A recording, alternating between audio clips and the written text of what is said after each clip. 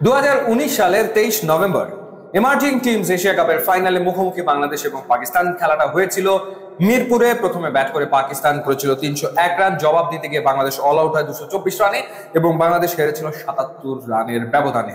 ঠিক 6 বছর পর 2025 আবারও 23 নভেম্বর আবারও এমার্জিং এশিয়া কাপ, যেটার নাম চেঞ্জ হয়ে গেছে রাইজিং স্টার্স এশিয়া কাপ 2025-এর ফাইনালে মুখোমুখি হতে যাচ্ছে বাংলাদেশ এবং পাকিস্তান।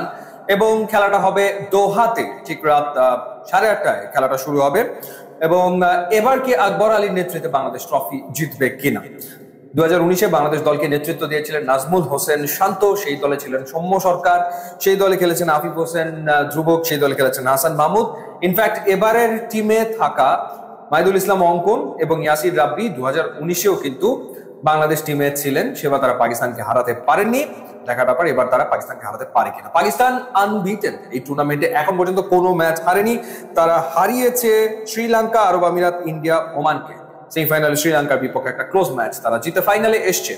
এবং ওভারঅল যদি দলের পারফরমেন্সের কথা বলি তাহলে আলাদা করে বলতে হয় যার কথা, তার নাম হচ্ছে মাস সাদাকাত, যিনি ব্যাটিংয়েও অ্যামেজিং পারফর্ম করেছেন। সোফার 235 রান করেছেন, সূর্যবংশীর পরে সেকেন্ড হাইয়েস্ট রান গেটার এবারে টুর্নামেন্টে, এবং একই সাথে তিনি 6টা উইকেটও নিয়েছেন।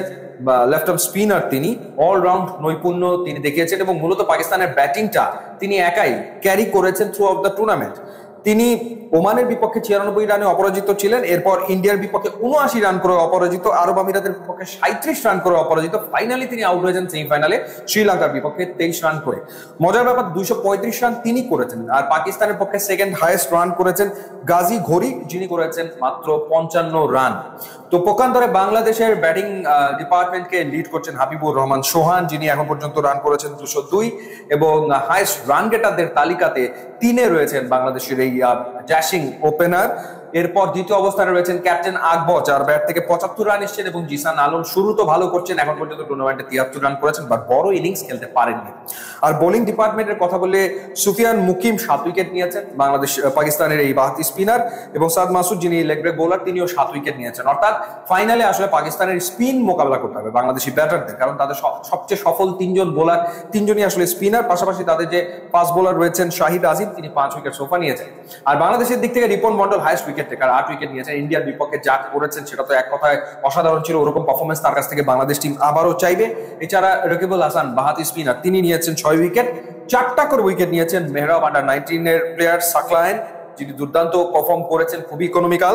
আবু হায়দার রনিও নিয়েছেন 4টা করে উইকেট। সো ব্যাটিং এর দিক থেকে পাকিস্তান কিন্তু ওই একজনের উপরে ডিপেন্ড করছে, সুতরাং তাকে যদি কোনোভাবে মা সাদাকাতকে যদি আগে ভাগে আউট করে ফেলা যায়, পাকিস্তান ডেফিনেটলি চাপে পড়ে যাবে, এবং সেই সক্ষমতা বাংলাদেশের বোলিং ডিপার্টমেন্টে রয়েছে, এবং বাংলাদেশের বোলিং ডিপার্টমেন্টে ভেরিয়েশনও রয়েছে। আর ব্যাটিং এর ক্ষেত্রে হাবিবুর রহমান সোহান হংকংয়ের বিপক্ষে সেঞ্চুরি করেছেন, ইন্ডিয়ার এগেইনস্টে একটা 60+ নক খেলেছেন। সো তার দিকে ডেফিনেটলি টিম তাকিয়ে থাকবে। বাট এই টিমে লিটারালি জিসান রয়েছেন, ভালো সুর এনে দিতে পারেন। মেহরাবের পাওয়ার হিটিং আমরা দেখেছি, এবং মাহিদুল অঙ্কন রয়েছেন, এখন পর্যন্ত ওইভাবে জ্বলে উঠতে পারেননি, বা ইয়াসির রাব্বিও রয়েছেন। সো বাংলাদেশের ব্যাটিং ডিপার্টমেন্টও খুবই কম্প্যাক্ট, হাড্ডাহাড্ডি লড়াই হওয়ার সম্ভাবনা রয়েছে। এবং 2019-এ পাকিস্তানকে হারাতে না পারলেও আমার মনে হয় এবার বাংলাদেশের একটা দুর্দান্ত সম্ভাবনা। আর ক্যাপ্টেন যেহেতু Akbar Ali, lucky captain, 2020-এ under-19 টিমকে তিনি বিশ্ব চ্যাম্পিয়ন করেছেন, যেটা বাংলাদেশের ক্রিকেটের অন্যতম সেরা অর্জন। এছাড়া অধিনায়ক হিসেবে তিনি ব্যাক টু ব্যাক 2টো NCL-এ রংপুরকে তিনি চ্যাম্পিয়ন করেছেন দলকে 2023 এবং 2024-এ। সুতরাং অ্যাজ ক্যাপ্টেন তিনি দুর্দান্ত পারফর্ম করেন, যদি ইন্ডিয়ার বিপক্ষে কিছু ব্লান্ডার করেছিলেন, বাট ফাইনালে নিশ্চয়ই তিনি চাইবেন কোনো ভুলভ্রান্তি না করতে এবং আরো একবার বাংলাদেশকে শিরোপা উপহার দিতে। বাংলাদেশ ইন্টারন্যাশনাল ট্রফি তো সেভাবে খুব বেশি জেতে না, তো সেই ক্ষেত্রে এটা আরো একটা চান্স, আর একটা ট্রফি জেতার, এবং এই প্লেয়াররা যদি ট্রফি জেতে তাদের আত্মবিশ্বাস অনেকখানি বাড়বে। ওটা বাংলাদেশ তাকিয়ে থাকবে এই ম্যাচের দিকে, এবং আমরা আশা করবো যে আকবরের হাত ধরে বাংলাদেশ আরো একটা আন্তর্জাতিক শিরোপা জিতবে। ইউটিউবে